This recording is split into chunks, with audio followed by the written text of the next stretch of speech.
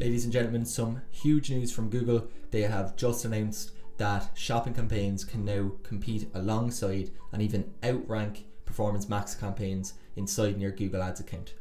Well, why is this important? Well, it means that the way that you manage your shopping campaigns, either for your brand or your clients' brands, might need to change. In this video, I'm going to break down the exact shopping ads formula that we now use for our direct-to-consumer brand partners. I'm Liam, also known as the Google Ads Doctor.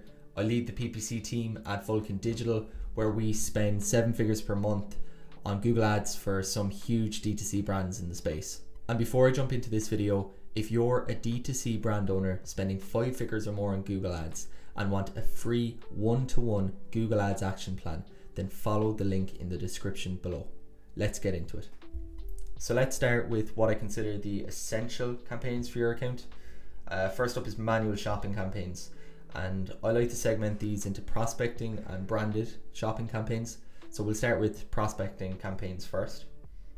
When setting up your shopping campaigns, there are a few factors to consider. So the number of products you have, how much budget control we want across these different product ranges, which items are best sellers, different margins between our products, things like that. Now, if you're looking for a straightforward setup, you can start with a single campaign that includes all your products. You can break them out into different ad groups even within that single campaign. So this is great if you're not looking for strict control over budget allocation by product. The setup like this with different ad groups inside in a single campaign makes it easy for you to compare performance across your ad groups, and then later potentially you could segment out your best sellers or your high performing ad groups. Now, if you do have a big variation in your product margins, it probably is worth creating separate campaigns for high and low margin products. What this does is it allows you to apply a more aggressive bid strategy to high margin products. Similarly then, if you want a tighter budget control for things like your best sellers, or if you have specific promotions on certain products coming up, it might be beneficial to break these into separate campaigns where budget control is more flexible. Search terms are a huge advantage with manual shopping campaigns, especially compared with Performance Max. They give you detailed insights into what terms exactly are triggering your ads. So make it a habit to review search terms every 48 to 72 hours and then add negative keywords to keep your targeting focused. If you notice consistent high converting terms, this is something really valuable.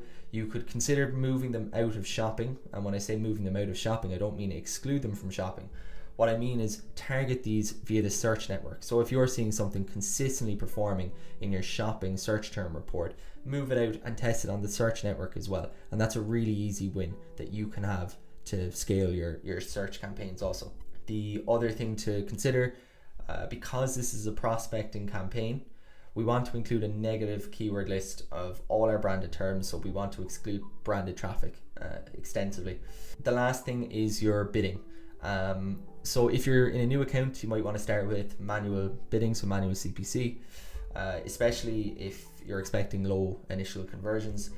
Once performance builds, then consider switching to more of a target ROAS strategy. And then you'll obviously be working off the data that you've seen in the account and working towards a target ROAS goal.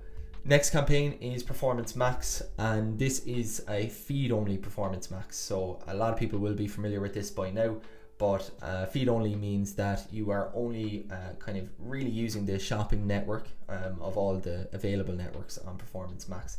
And the way you manipulate the Performance Max campaign to do this is that you basically include your listing group and don't add any further assets. So no headlines, no descriptions, no images, no videos.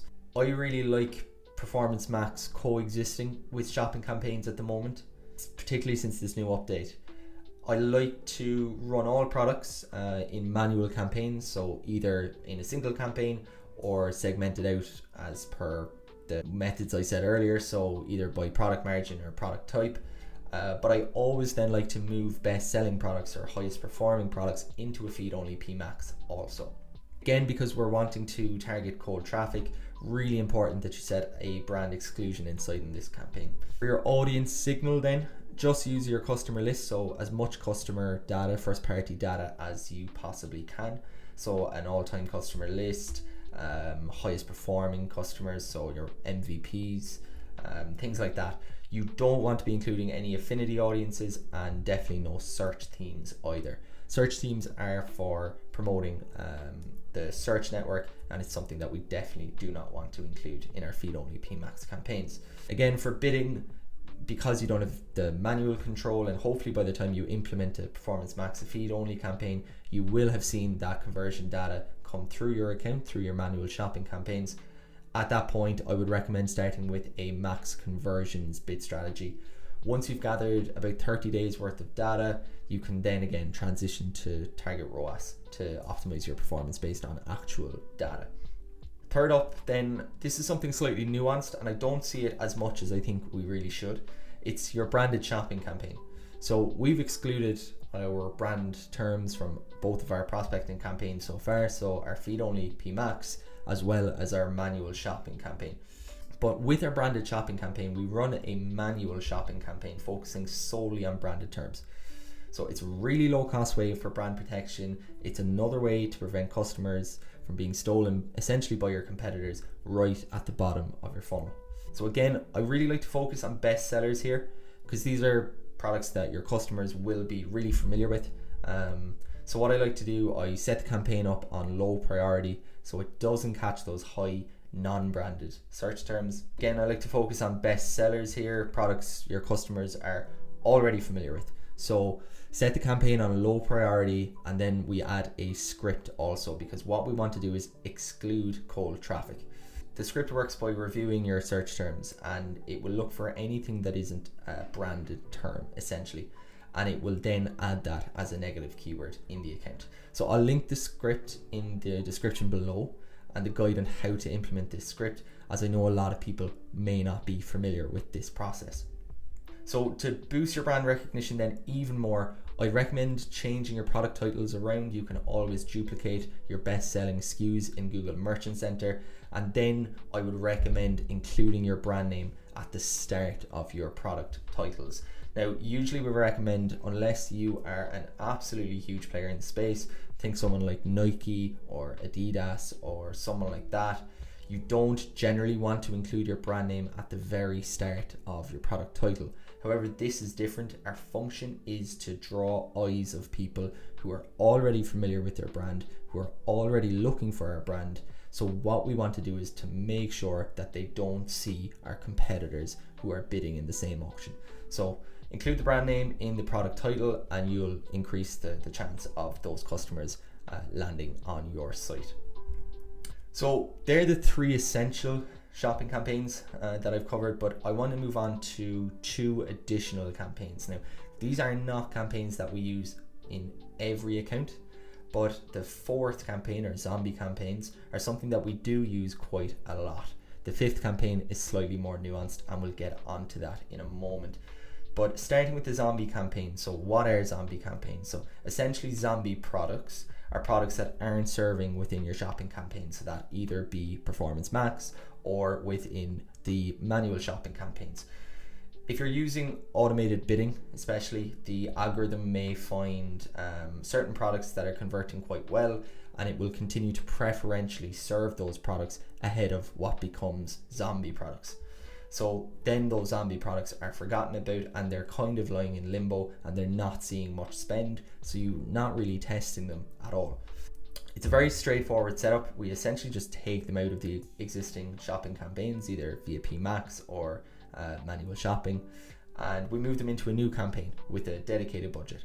Now, because you don't know, there might be a reason why these are not serving. The algorithm may have deemed them not as profitable, or may not have as much potential as your other high performing products.